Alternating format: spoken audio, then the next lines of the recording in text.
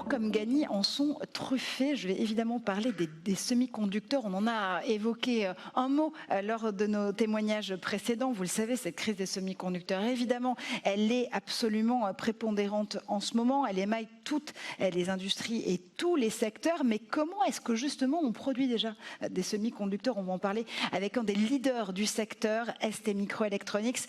Et évidemment, tout de suite, Cyril Collin-Madan, PLM Transformation Programme Director pour ST Microelectronics, qui me rejoint sur ce plateau.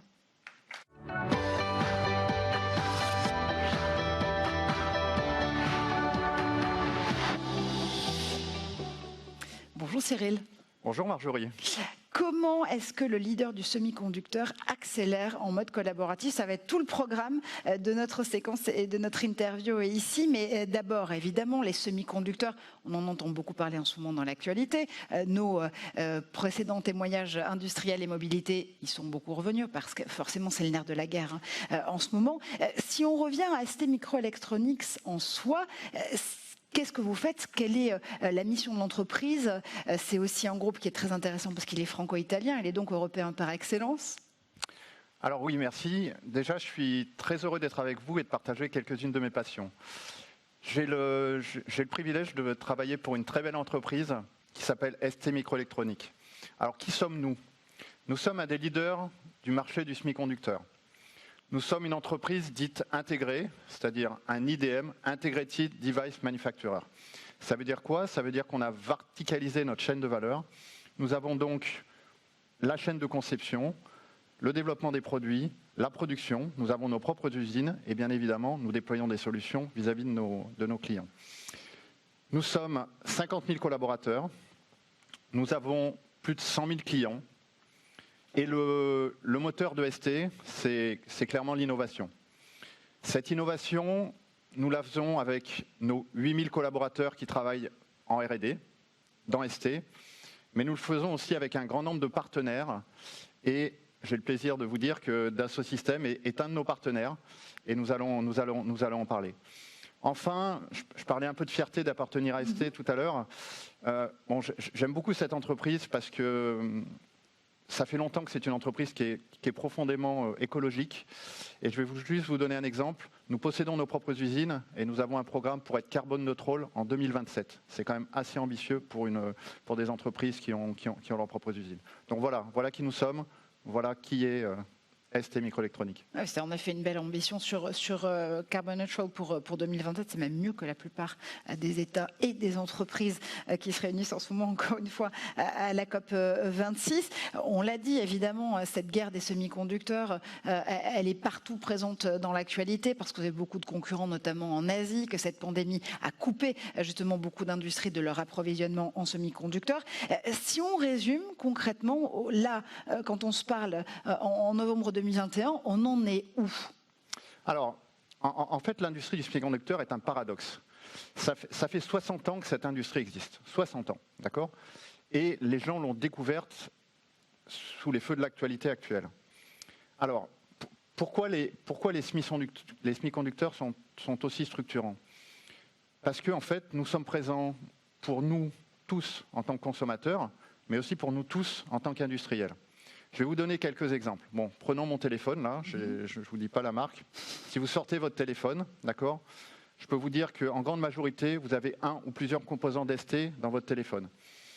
Ce qui est valable pour votre téléphone est valable pour votre voiture, pour votre montre connectée, pour votre machine à laver, probablement pour votre frigo. Donc, évidemment, le semi-conducteur, les composants électroniques, les puces électroniques, c'est important pour nous en tant que consommateurs. Maintenant, si nous regardons en tant qu'industriels, les composants semi-conducteurs sont dans nos usines, sont dans nos robots. Hein. Sylvain, on a vu des robots, même si ce n'est pas des robots industriels avant, ben voilà, c'est le cas. Et je vais donner un autre exemple. Si on prend l'exemple du cloud, d'accord? Bien sûr, le cloud, c'est énormément de logiciels, mais sans semi-conducteurs, pas de cloud. Absolument. Voilà le paradoxe de cette industrie. Et puis c'est un paradoxe aussi pour une industrie qui, là encore une fois, est sous les feux de la rampe parce qu'elle est nécessaire. C'est aussi un des éléments stratégiques du plan de relance européen, à la fois du Green New Deal, mais aussi de Next Generation EU. Je crois que le commissaire Breton vous a donné notamment une mission très particulière qui est d'aller encore plus dans l'innovation sur des des microprocesseurs et des semi-conducteurs encore plus petits qu'aujourd'hui parce que c'est un enjeu de souveraineté aussi, le semi-conducteur. Oui, alors je pense qu'il faut que je vous explique un petit peu quelle est la particularité du business ou de l'industrie du semi-conducteur. Alors en fait, il faut peut-être que je parte de quelque chose de concret parce que la difficulté dans notre milieu, c'est qu'on ne voit pas les choses. On est dans l'infiniment petit. Je vais vous donner un exemple. Actuellement, nous concevons dans nos usines de Crolles, donc c'est à côté de Grenoble en France, les meilleurs contrôleurs automobiles à mémoire embarquée du marché. D'accord ? Concrètement, qu'est-ce qu'on fait ? On fait un petit morceau de silicium de 1 cm². Vous voyez, c'est pas bien gros.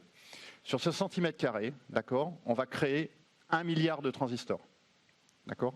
Ce milliard de transistors, d'accord, on va le connecter avec 1 km de fil. 1 km de fil sur 1 cm². D'accord ? Ce kilomètre de fil, vous doutez que c'est compliqué pour mettre 1 km sur 1 cm², on va le faire en 10 couches. On va le faire en 10 niveaux, comme une autoroute à 10 niveaux en vertical. D'accord ? C'est un peu comme un cerveau avec un réseau avec de la connectique. Vous allez me dire, bon, ça commence déjà à paraître un petit peu compliqué. Alors maintenant, parlons des niveaux de qualité qui sont attendus par nos clients. Les niveaux de qualité qu'on doit faire, par exemple pour le marché de l'automobile, c'est assez simple.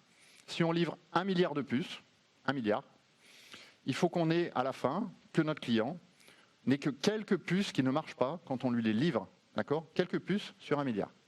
Donc le niveau de qualité, costaud. Maintenant, regardons un peu comment ça se fabrique un semi-conducteur.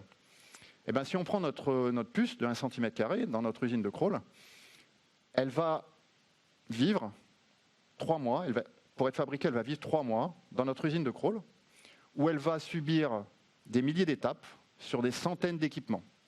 Évidemment, le moins de problèmes, le moins de transistors qui ne fonctionnent pas, le moindre bout de métal qui empêche un morceau de kilomètre de fil de ne pas marcher ou d'être coupé, c'est le circuit qui ne marche pas, c'est le circuit qu'on met à la poubelle. D'accord ? Donc là, vous allez commencer à me dire, franchement, votre industrie, elle tient du miracle, et c'est pas faux. Je pense que c'est vraiment un miracle technologique. Là, je vous ai parlé technique. Donc effectivement, techniquement, on a une industrie qui est complexe. Maintenant, on a un autre problème, c'est la loi de Moore. C'est aussi une solution d'ailleurs. Hein. On est bien content d'avoir la loi de Moore, c'est quand même un moteur de l'innovation du semi-conducteur. Alors, c'est quoi la loi de Moore ? C'est tout simple. Ça va vous dire qu'aujourd'hui, on fait notre puce 1 cm², 1 milliard de transistors. Dans 2 ans, on va faire une puce à peu près la même taille, 2 milliards de transistors. Et tant qu'à faire, elle sera plus performante, elle consommera moins. Tout bénef. Alors tout bénef, sauf que il faut développer une nouvelle technologie tous les 2 ans. Il faut développer un nouveau produit sur cette technologie tous les 2 ans. Donc un rythme de changement extrêmement élevé. C'est ça le semi-conducteur. Technique, changement. Je reviens à l'histoire du sprint et du marathon qu'on évoquait tout à l'heure dans le milieu de l'aviation et surtout de l'aviation militaire. C'est vraiment ça.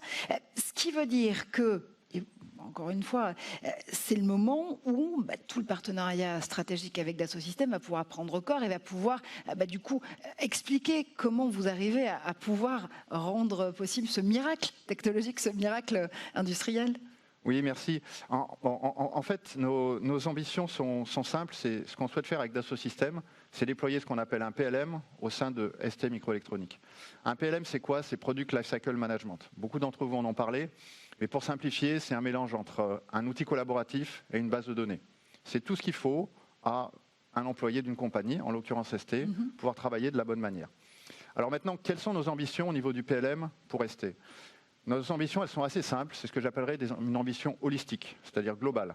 Ce qu'on cherche à faire, c'est d'écrire toute notre chaîne de développement, donc de la conception, le développement, la partie industrialisation, la partie post-industrialisation. On cherche à toucher tous les métiers, on cherche à toucher toutes les tâches, et on cherche à avoir une vision globale. C'est ce que nous appelons la One Platform. Il y a aussi des éléments extrêmement importants, on l'a vu par l'actualité, qui vont influencer aussi le déroulement de ce PLM et justement la mise en œuvre de cette plateforme. Là aussi, ça prouve l'agilité de ces solutions. Oui, alors effectivement, je pense que beaucoup d'entre vous en ont parlé avant. On a 3 tendances fortes du marché. La première, c'est le cloud. Ce n'est pas la peine de vous expliquer ce que c'est. Vous le savez sûrement mieux que moi, ou aussi bien que moi. La deuxième, c'est le big data, l'intelligence artificielle. C'est comment, en gros, à base de plus de données, on fournit plus de valeur. Beaucoup d'entre vous en ont parlé avant moi. Le troisième, ça a aussi été évoqué, c'est ce que j'appellerais la pervasion des digital twins, en particulier dans l'industrie. C'est-à-dire comment des jumeaux numériques peuvent accélérer nos cycles de développement, peuvent éviter de faire du réel, ou tout du moins, grâce à ces maquettes numériques, on va plus vite pour faire du réel. Voilà. Et nous, ST, grâce à notre partenaire Dassault Systèmes, on a intégré, je dirais, ces changements technologiques dans notre programme de transformation PLM. Ce qui était donc assez naturel. Qu'est-ce qui vous a séduit, si on résume, dans les solutions Dassault Systèmes? Alors en fait, Dassault Systèmes a été pour nous le choix du cœur allié au choix de la raison. Alors, pourquoi le choix du cœur? Le choix du cœur, c'est assez simple. Je vais vous le dire franchement. La vision Dassault Systèmes, elle est juste top. Elle est franchement top. C'est quoi la vision Dassault Systèmes? D'accord? La vision Dassault Systèmes, c'est de dire on pousse une plateforme collaborative au maximum de son utilisation. C'est la 3D expérience. C'est une myriade d'outils qui sont connectés pour fournir de la valeur. C'est intrinsèquement une plateforme collaborative. Donc ça, c'est super. Le deuxième point qui est aussi vital, c'est qu'il vous donne accès en temps réel à toutes les données dont vous avez besoin pour prendre des décisions.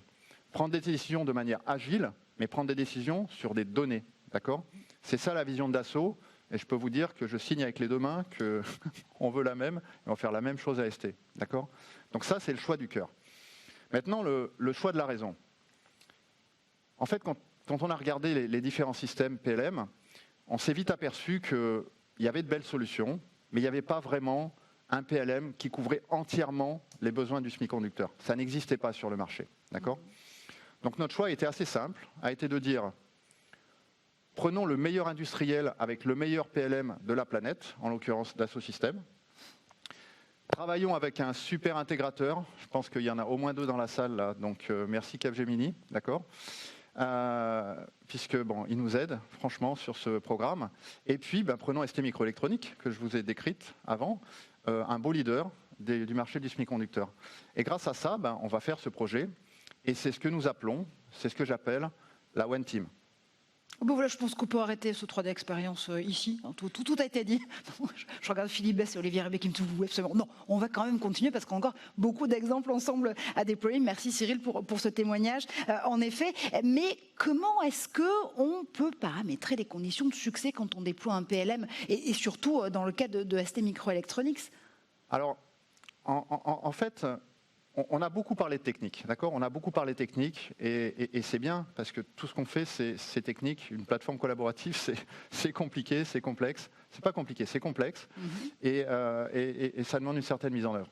Mais revenons à l'essentiel, d'accord?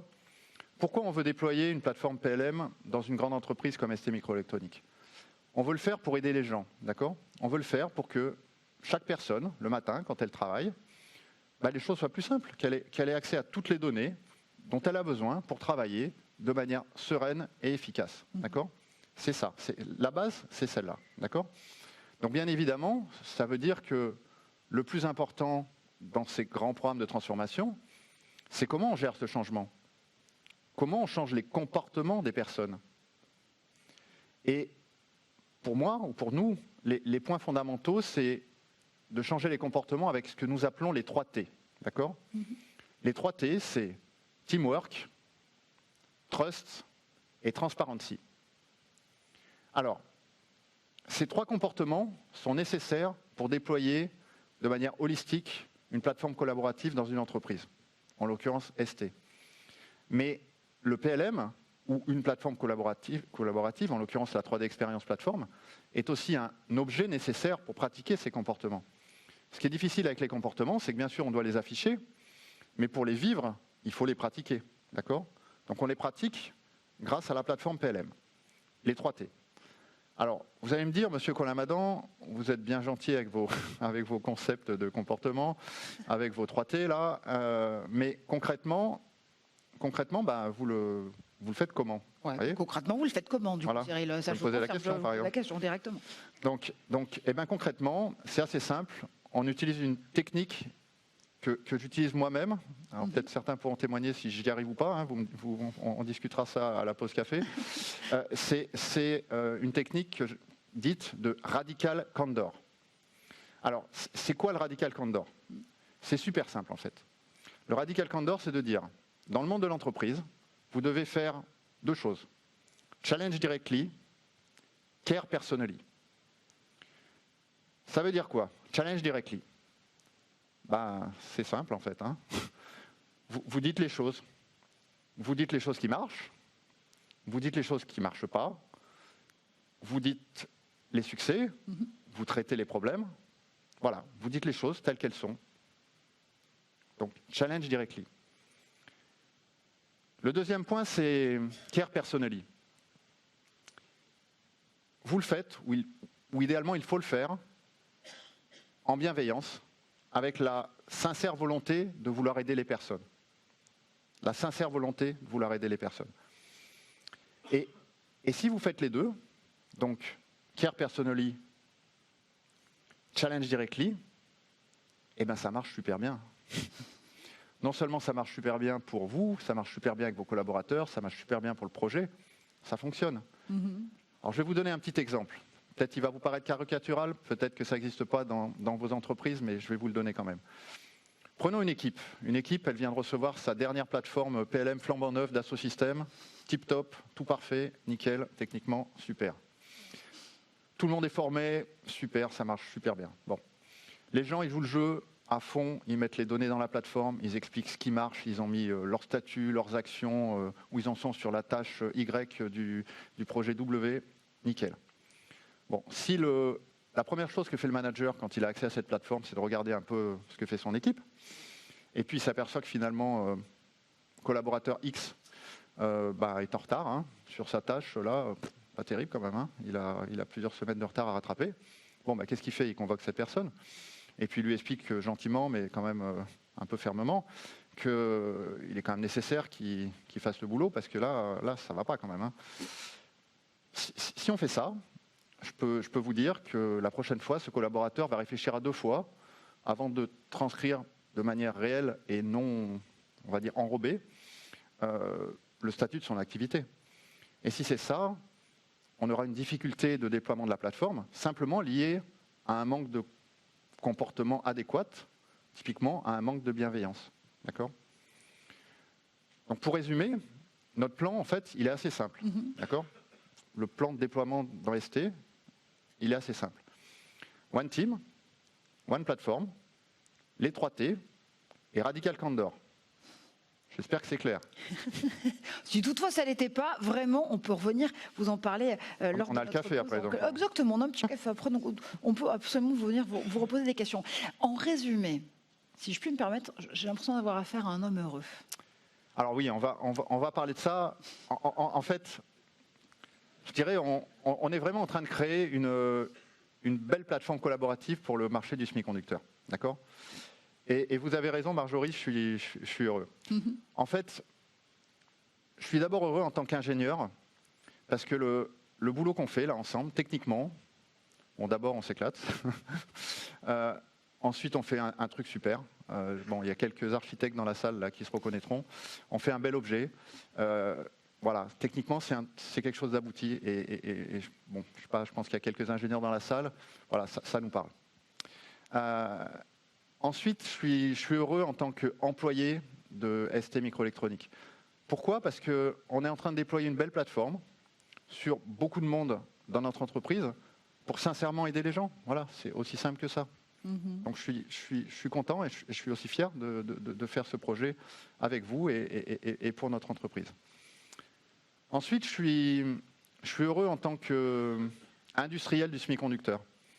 Parce que humblement, avec notre brique, là, PLM pour semi-conducteurs, et ben voilà, à notre niveau, à notre petite échelle, avec nos petits bras et nos petits cerveaux, on contribue modestement à aider le semi-conducteur. C'est ça qu'on fait. Et enfin, et c'est peut-être le plus important, je suis heureux en tant qu'homme. Et pourquoi je suis heureux en tant qu'homme? Parce que ce que nous vivons, d'abord, c'est une aventure humaine. Et ce que je ressens, ou ce que nous faisons, ce que nous créons, ce que nous expérimentons, c'est une innovation humano-technologique. Une innovation humano-technologique. Après, si vous me permettez, Marjorie... Permettez-vous, chez vous. Je ferais bien une conclusion de la conclusion, hein, tant qu'à faire. On a fait une conclusion, on va peut-être faire la conclusion de la conclusion. Ça vous va? Absolument. Jusque-là, tout me va bien. D'accord. Bon, alors faisons la conclusion de la conclusion. La conclusion de la conclusion, elle est assez simple. C'est un mot, d'accord? C'est un mot. En français, ça fait 5 lettres, et en anglais, ça fait un peu plus de lettres, d'accord? Ce mot, c'est merci, d'accord? Ce mot, c'est merci. Ce que je voulais dire, c'est merci à la One Team. Donc, merci à toutes les personnes qui écoutent d'Asso Systèmes qui travaillent sur le projet. Merci à toutes les personnes qui écoutent de CAP. Merci à toutes les personnes de ST qui font ce projet. Donc voilà, merci la One Team. Deuxième merci, c'est merci One Platform, hein, parce que mine de rien, sans la 3D Experience Platform, je ne serais pas là à essayer de vous transmettre ce que je peux. Donc merci à la plateforme. Et puis pour terminer, je pense que c'est peut-être le plus important. Merci Marjorie. Hein. Je ne sais pas si c'est le plus important, mais merci à vous quand même, dites donc. Je dirais un merci sincère pour votre interview en toute bienveillance et pour votre pratique assez aboutie du Radical Candor. Merci à vous. Alors si vous me décernez ce titre, vraiment j'ai tout gagné aujourd'hui. Merci. C'est à mon tour de vous dire merci Cyril, parce que vraiment je pense qu'on a tous partagé ces 20 minutes assez formidables en se disant qu'on était en train de partager vraiment un retour d'expérience extrêmement sincère et on se rend compte en fait qu'on ouvre un peu ses chakras avec la 3D expérience, c'est formidable. Merci encore vraiment pour cet enthousiasme et puis évidemment on vous souhaite un incroyable courage pour pouvoir relever ces défis pour le marché des semi-conducteurs.